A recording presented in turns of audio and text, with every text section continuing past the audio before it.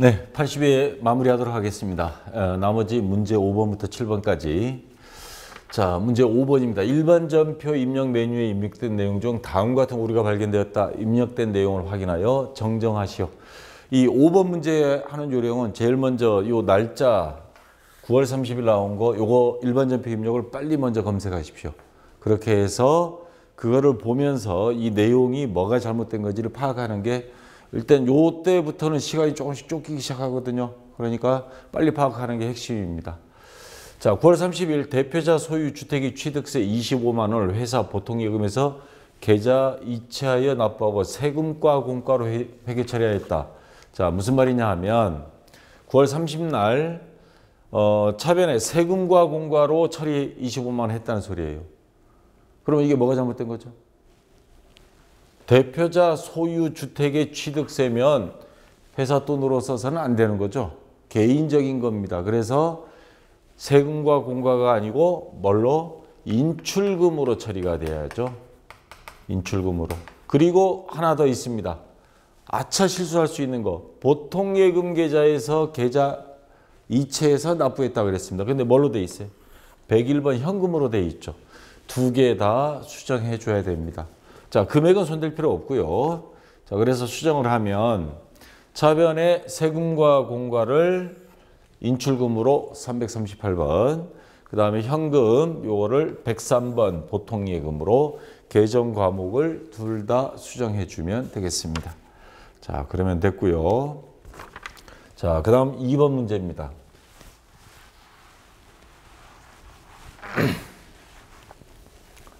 11월 10일. 자, 화면을 볼까요? 11월 10일.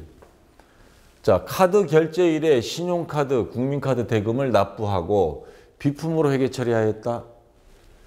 해당 신용카드 대금은 10월 30일에 사무실 에어컨을 50만 원에 신용카드로 구입한 금액이다. 11월 10일 회계 처리만 수정할 것 돼 있는데, 그러면 10월 30날 요때 구입했을 때 어떻게 분개를 했을까요?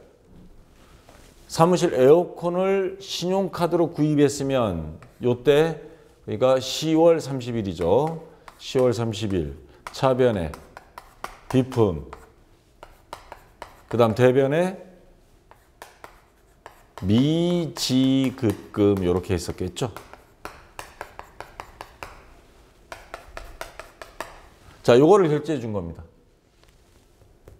금액은 50만 원이네요. 50만 원인데 근데 요 카드 대금을 오늘 언제예요? 10월 30일인데 11월 10 오늘 기준으로 11월 10일 기준으로 요 카드 대금을 납부를 한 겁니다. 그래서 요게 어디예요? 국민카드죠. 그럼 요거를 뭘로 갚았냐면 자, 보통예금 통장에서 빠져나갔습니다. 여기 보면. 그러면 요거를 분개할 때 어떻게 해야 돼요? 차변에 요게 이쪽으로 와야죠. 미지급금 국민카드 결제한 거 요게 요쪽으로 와서 기록이 되고 대변에 보통예금 이렇게 돼야 되는데 근데 엉뚱당뚱하는 게 비품을 또 해버렸어요. 그럼 비품을 두 번 구입한 게 돼버리죠. 그래서 요게 미지급금이 차변으로 와서 약분하면 없어지고 그러면 비품, 보통예금, 최종적으로 이렇게 결론적으로 남는 겁니다. 그래서 요 비품을 미지급금 국민카드로 수정을 해줘야 됩니다. 그래서 수정을 해주면 자, 차변에 253번 미지급금 거래처 국민카드 요것만 수정해주고 금액은 손댈 필요가 없겠죠. 나머지는 그대로 두고요. 자, 이렇게 여러분들이 처리해주면 되겠습니다. 자, 그럼 5번은 끝났고 자, 결산 정리입니다.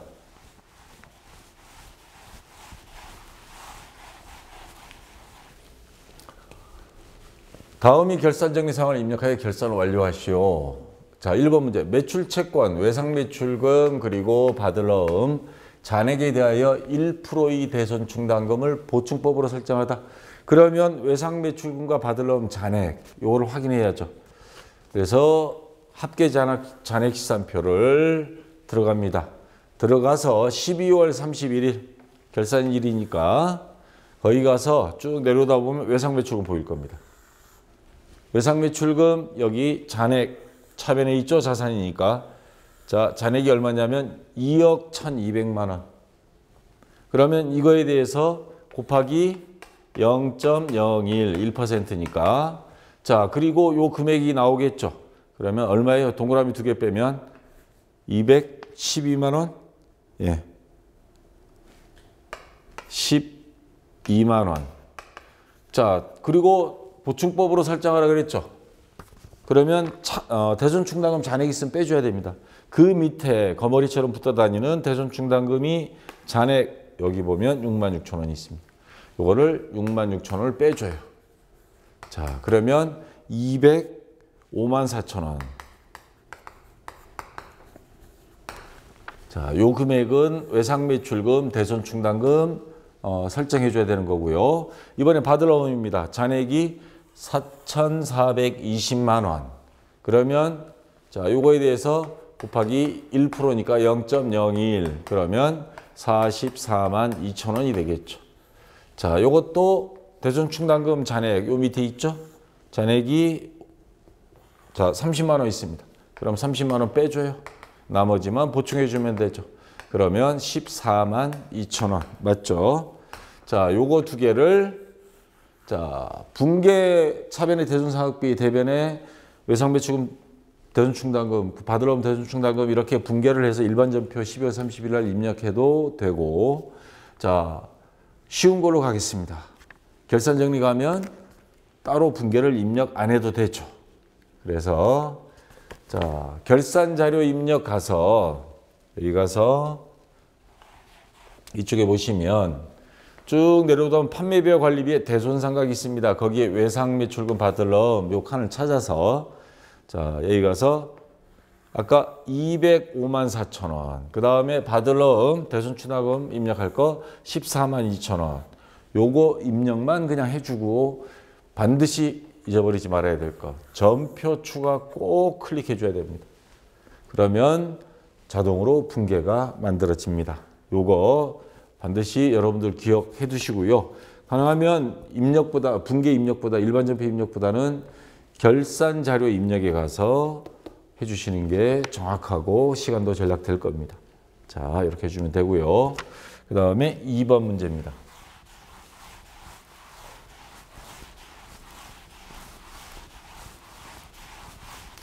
자, 12월분 영업부 직원이 급여 미지급액. 사무실에 돈이 조금 모자랐나 봐요. 그래서 장부를 마감하게 된 겁니다. 그러면 월급은 내년 1월 달에 뭐 지급하겠지만 그래도 올해 직원 급여니까 올해 장부에 기록은 해야 됩니다. 그래서 차변에 급여 금액은 200만 원 기록하고요. 대변에는 지급을 못했습니다. 그러면 미지급 그리고 비용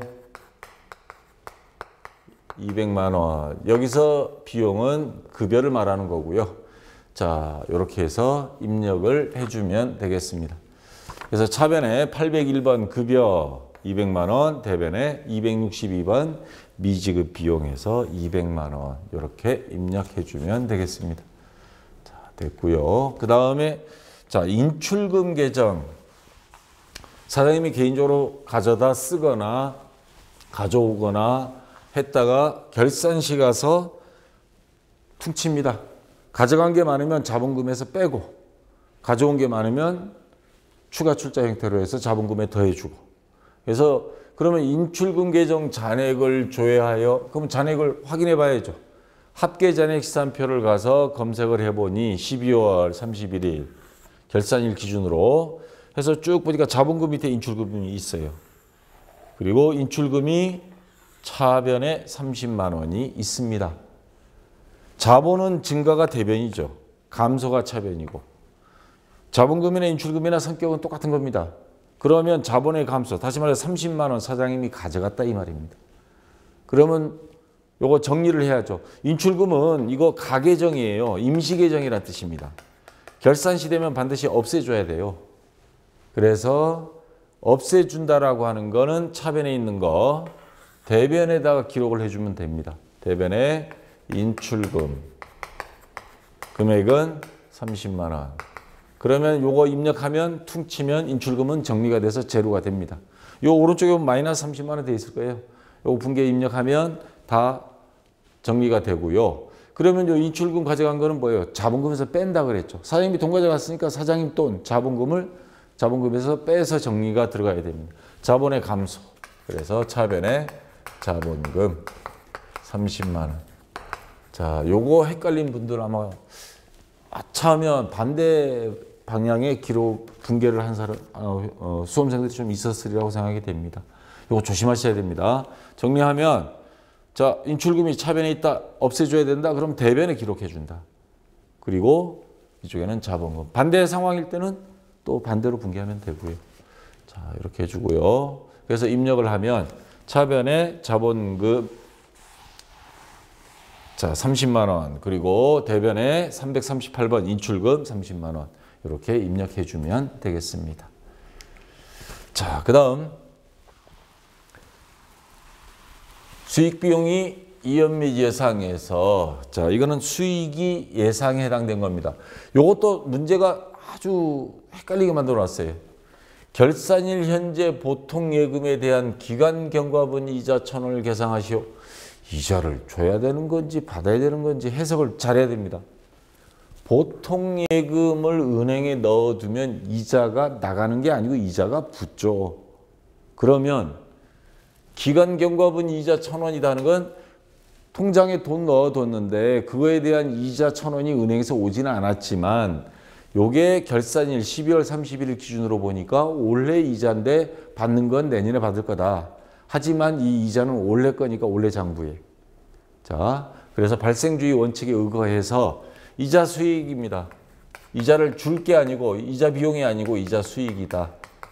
그러면 이자 수익은 수익이 발생이니까 대변에 기록해야죠. 이자 수익 1,000원.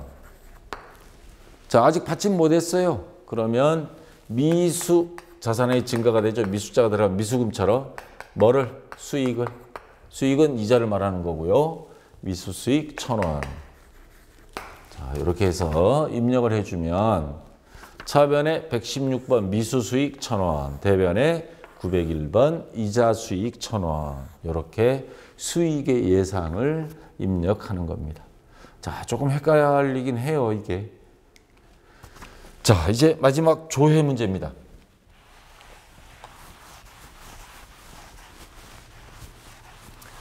다음 사항을 조회하여 답안을 이론 문제 답안 작성 메뉴에 입력하시오. 자, 3월 1일부터 6월 30일 사이 유동부채 증가 금액은 얼마인가? 유동부채 관련해서 조회할 수 있는 장부는 여러 개 있습니다. 합계잔액시산표도 있고요. 재무상태표에도 유동부채가 있습니다. 근데 재무상태표 같은 경우 월 단위로 딱 특정 달만 조회가 가능합니다. 1월 1일부터 5월 하면 1월 5개월치. 근데 여기 문제를 보니까 3월 1일부터 6월 30일 사이 3, 4, 5, 6 넉 달치를 보라고 돼 있어요. 재무상태표는 이거 조회가 안 됩니다. 저 이 날짜로 이렇게. 시산표도 안 되고요. 여러분들 한번 해보시면 알 거예요. 그러면 여기서 유일하게 할 수 있는 거는 일월계표입니다. 일월계표.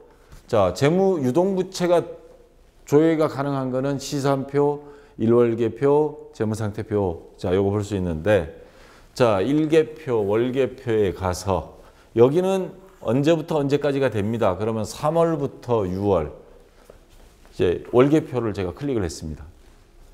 그러면 자, 그 중에서 우리가 찾을 거 유동부채입니다. 유동부채. 부채의 증가는 어디예요? 대변이죠. 여기 대변. 감소는 차변입니다. 이건 마이너스. 자, 여기서 찾으라고 하는 게 유동부채 증가 금액은 얼마인가 이겁니다. 자, 증가한 거 부채 여기 합계액을 봐야 됩니다. 자, 4,349만 3천원. 3,600원. 감소한 거는 150만 원. 합계. 그러면 자, 증가 금액은 얼마인가 했으니까 여기 증가한 거에 감소한 거를 빼야 순수한 증가 금액이 나오는 겁니다. 그래서 4,300 아이고. 왜 이래? 예, 여기 있네요. 4,349만 3,600원에서 감소한 거 150만 원을 빼요. 빼면 나머지 4,199만 3,600원이 순수하게 증가한 금액입니다. 자, 해석을 잘해야 됩니다. 3월부터 6월까지 유동부채 플러스 마이너스 치고받고 빼고 툭 쳤더니 증가한 거는 부채가 늘어난 거죠. 갚아야 될 빚이 늘어난 겁니다. 1년 이내에 4,199만 3,600원. 요 금액을 이론 문제 답안 작성 메뉴 1번부터 15번까지 있고 그 밑에 요 조회 문제 3개 입력하도록 되어 있습니다. 거기 1번 자리에 가서 요 금액을 입력해 주면 되겠습니다. 자, 그 다음 2번 문제.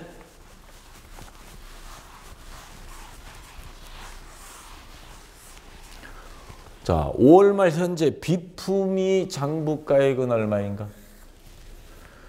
자, 비품하면 볼 수 있는 장부는 여러 개 있어요. 이것도. 근데 장부가액이란 말이 뭐죠? 처음 매입한 매입액, 처음 최초 구입액에서 뭐를 빼는 거? 감가상각 누계액을 뺀 나머지 순수한 금액. 이게 바로 장부가액입니다.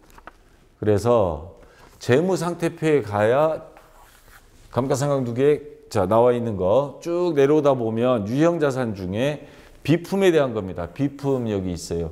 비품이 최초 구입액이 5,200만 원이었습니다. 그리고 지금까지 그 밑에 거머리처럼 붙어 있죠.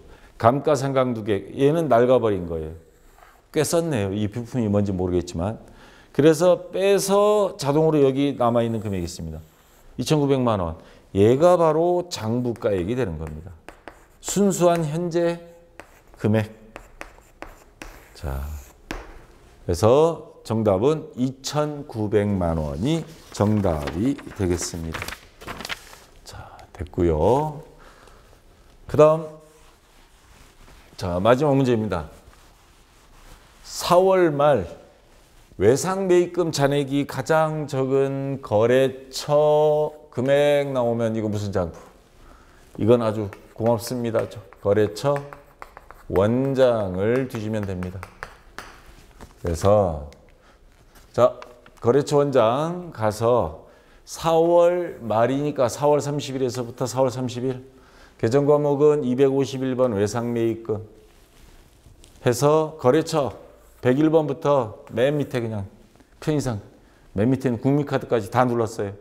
자 잔액이 가장 많은 나오다가 이번엔 적은 게 나왔습니다. 잔액이 여기 있습니다. 오른쪽에. 쭉 보다 보니까 금액이 가장 적다라는 건 뭐예요? 가장 우량한 거래처란 소리죠. 외상값 잘 갚아줬다는. 자 보니까 500, 300, 뭐 250, 뭐 쭉 1,500 이 제일 나쁜 박셀이네. 자 근데 여기 보니까 제일 적은 거는 234만 8,600원. 자 어딘가에서 봤더니 남산전기입니다. 자 이쪽에는 나중에 추석 때 선물 하나 보내줘야 되겠죠.